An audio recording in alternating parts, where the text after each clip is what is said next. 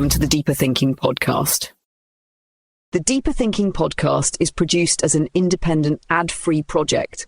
Its episodes are digitally narrated to manage the demands of research and editing while ensuring each installment is engaging, ethically considered and attentive to nuance.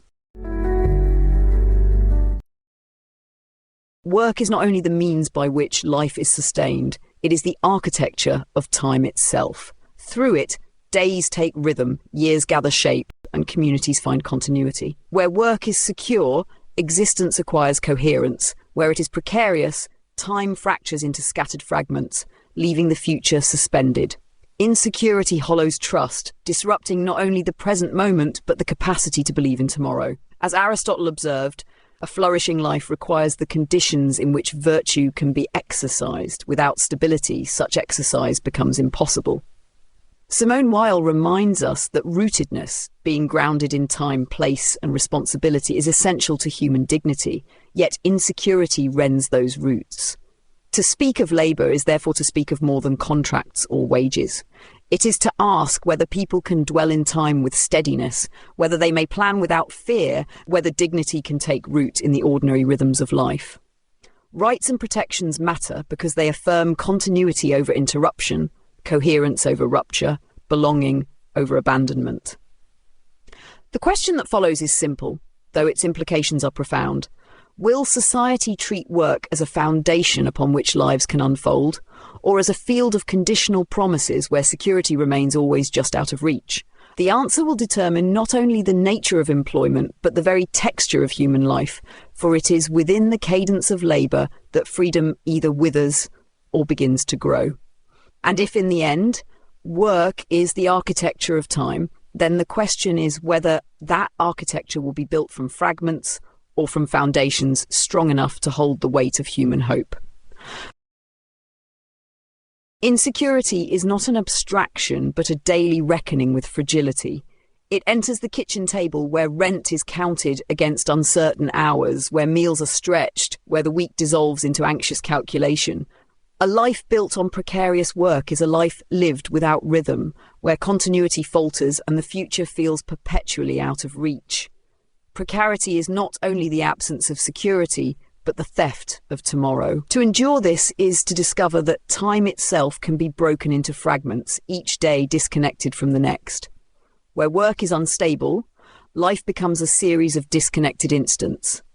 What should be the steady ground of existence instead becomes shifting terrain, forcing people to improvise survival rather than plan for possibility. The cost is not only material but existential. A thinning of trust, a contraction of hope, an erosion of the capacity to imagine that life might be otherwise. Security matters because it gives time a shape that can be trusted. It is not only wages or contracts at stake, but the coherence of days, the ability to belong to a rhythm larger than uncertainty. To speak of insecurity, then, is to speak of a condition that reaches beyond employment and into the texture of human life itself. Delay is often framed as a minor concession, a technical adjustment that shifts the moment of protection a little further ahead. Yet for those who must live within it, delay is denial in another form. A right promised but not yet accessible is no right at all, but a horizon that recedes each time it is approached. A care worker may be told she must wait 6 months before she can claim security against dismissal. In those 6 months she lives suspended, her work essential but her position disposable. A courier promised guaranteed hours, next season finds that the pledge shifts again, stability always arriving tomorrow but never today. Life in such conditions is a waiting room without exit, where continuity is suspended and each day arrives without assurance of the next. The harm lies not only in lost security, but in fractured time itself. A lease unsigned, childcare left uncertain, study deferred. These are not abstractions, but fragments of existence cut away by postponement. To say protection will come later is to treat the present as disposable, as though months of insecurity could be erased without cost. Yet time is irretrievable. What is withheld now cannot be restored tomorrow. Bergson taught that time is not a chain of discrete moments, but a flow of lived continuity. Delay interrupts that flow, reducing life to fragments that refuse to join. Derrida reminds us that deferral is not neutral, but structural. a way of ensuring that fulfillment is always beyond reach. In this sense, delay is not an accident but a method of control, shaping conduct through the promise of a security that never quite arrives. To name delay as denial is to insist that justice cannot be rationed by time. Rights are meant to anchor life in coherence, to assure people that tomorrow can be trusted. If protection begins only in the future, then insecurity becomes the law of the present, and what is offered as patience is in truth another form of dependence. Justice that must wait is justice undone. Waiting is not only the experience of time stretched thin, but a technique by which insecurity is administered. It is one thing to suffer delay, it is another to discover that delay itself has become the structure of life. A worker told to prove themselves over months, a household left to plan around promises always 6 weeks away. These are not accidents of policy, but deliberate arrangements. Waiting becomes the form of discipline through which uncertainty is made ordinary. Bergson's account of durée reminds us that lived time is continuity, not fragments. To impose waiting is to fracture that continuity, to force people to inhabit a sequence of unfinished moments. What should be duration becomes interruption, each day bound less by possibility than by suspense. In this sense, waiting is not passive but political. It governs by exhausting, shaping conduct through the steady drip of postponement. Those who wait learn to lower expectations, to adjust plans downward, to accept what was once intolerable.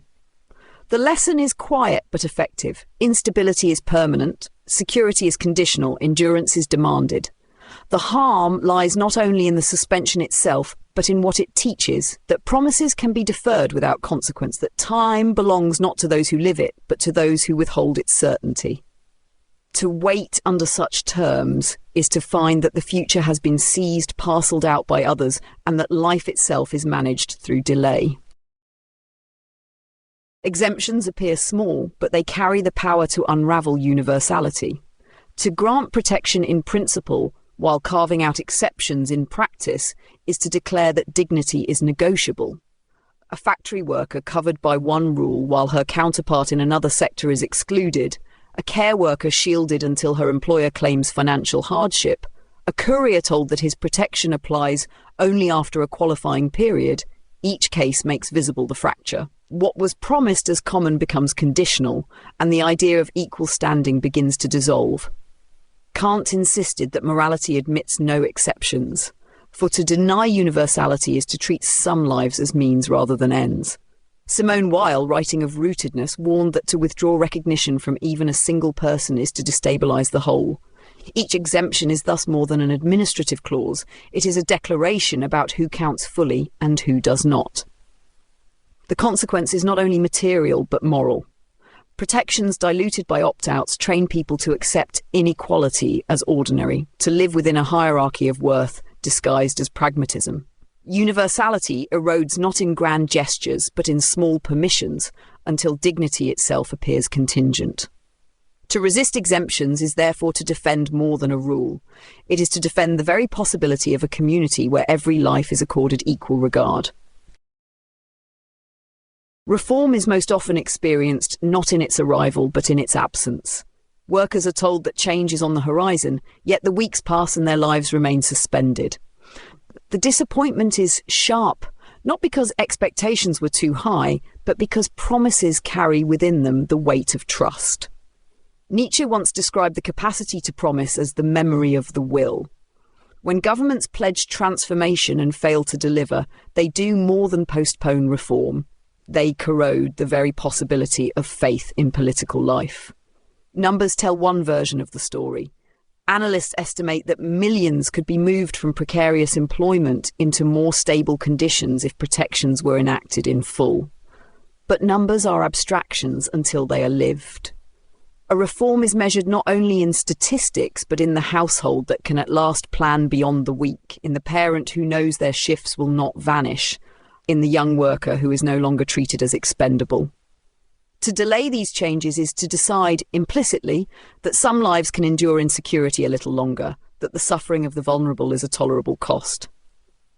The state, in Hobbes' vision, exists to offer protection in exchange for obedience. When insecurity is permitted to persist, that covenant frays. Citizens discover that the state shields not them, but the balance sheets of employers, and the promise of protection is revealed as selective. Levinas spoke of the ethical demand in the face of the other, the obligation that arises when we encounter vulnerability.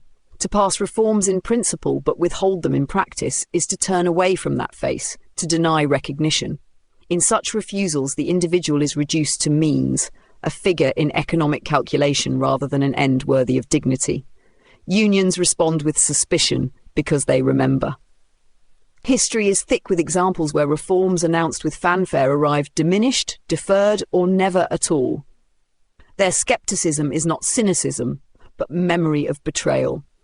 Each amendment framed as technical adjustment is heard by workers as another signal that their time can be bargained away. The erosion here is cumulative. Disappointment becomes disillusionment, and disillusionment becomes estrangement from politics itself. The question is whether a promise that does not materialise is better than no promise at all. To offer hope and fail to fulfil it is not neutral. It is an active harm, a deepening of mistrust. A right deferred is a betrayal disguised as patience. True reform would not be counted in amendments passed, but in the restored steadiness of ordinary lives, lives no longer bent by fear, but supported by the quiet assurance that tomorrow will not vanish when the rota is redrawn. Probation is often described as a trial period, but for the worker it feels more like standing before a locked gate. Each day of labour is a key turned in hope, yet the gate remains closed, the promise of security always just beyond reach. To live under such terms is to discover that effort does not guarantee entry, that recognition can be withheld indefinitely, that belonging is conditional. The workplace becomes less a site of stability than a threshold that never opens. A care worker on probation defers renewing her lease, uncertain whether her income will hold. A courier avoids committing to childcare, knowing his contract may vanish before the month ends. Their labour is real, their contribution undeniable, yet their lives remain provisional, paused in anticipation of recognition that may never come. What is withheld is not only permanence, but the right to plan, to bind tomorrow to today. Foucault wrote of institutions that shape conduct by holding people in suspension, and probation is one such device. It disciplines by uncertainty. Each gesture is measured, each word weighed under the shadow of dismissal without reason. Kierkegaard spoke of anxiety as the dizziness of freedom. Here anxiety is manufactured by design, a system where the possibility of permanence is dangled but never secured. The harm lies not only in the risk of dismissal, but in the way time itself is experienced. Months pass without accumulating into continuity, life held in pause, investments deferred because tomorrow remains provisional. The gate may one day open, but until it does, the worker lives as if trespassing, present yet not fully admitted. To speak of probation is therefore to speak of a structure that withholds recognition, treating stability as a privilege to be earned, rather than a foundation of dignity. A society that builds gates before security should not be surprised when those who wait outside begin to doubt that entry was ever truly intended. Attrition rarely arrives with force. It seeps in quietly, thread by thread, until the fabric of protection is worn thin. Rights once spoken with conviction become clauses hedged by exceptions, until what remains is less a safeguard than a performance. A warehouse worker finds that guaranteed shifts become as-needed hours. A care worker sees her rota gradually reduced until permanence disappears. A courier, once promised stability, discovers that each new contract narrows the terms further. What was once secure unravels not in a single moment, but in the slow erosion of expectation. Derrida reminds us that deferral is structural, a way of holding meaning just out of reach. Insecurity works in the same way, ensuring that stability is always conditional, promised but never settled.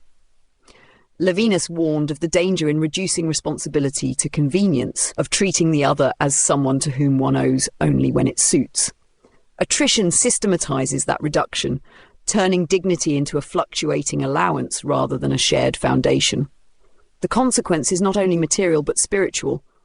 Trust frays, and with it the sense that promises carry weight. In such a climate, even when freedom is offered, it arrives already suspect, shadowed by the memory of what has been eroded. The ground has been prepared for a false liberty, one that names dependence as choice, insecurity as flexibility, and survival as autonomy. Yet within this unravelling lies a provocation. To feel protection's fray is to recognise the hunger for something sturdier, less conditional, more faithful. Attrition clears the stage for the unmasking to come, where what passes for freedom will be revealed not as deliverance, but as another form of subjugation. Freedom offered without security is rarely freedom at all.